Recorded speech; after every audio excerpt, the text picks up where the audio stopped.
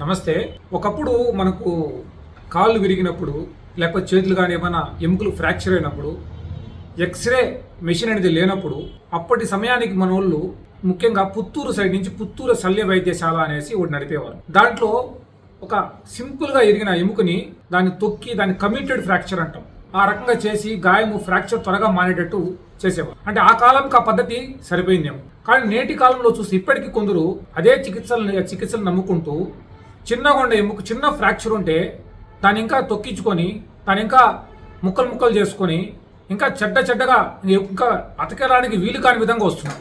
ఉదాహరణకి ఈరోజు నా దగ్గర ఒక 30 ఏళ్ళ సంవత్సరాల ఒక యువకుడు వచ్చాడు. అతని కింద పడి చిన్న ఫ్రాక్చర్ అయినట్టుంది నెల రోజుల ముందర. అతను ఇట్లే పుత్తూరు శల్య వైద్యశాలకు పోయాడు. ఈరోజు ఎక్స్రే చేస్తే అతనికి ఒక 8, ముందర ఒక 5, ఒక 2 మొత్తం 15 ఎముకలు ఉంటే 15 ఎముకలు ఒకటి కానీ కరెక్ట్ పొజిషన్లో లేదు. వాళ్ళు తొక్కడంతో అన్ని పైకి కిందకి జరిగిపోయినాయి.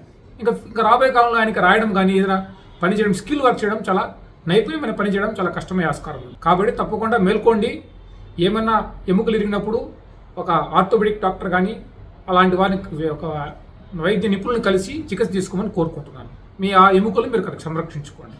జై హింద్.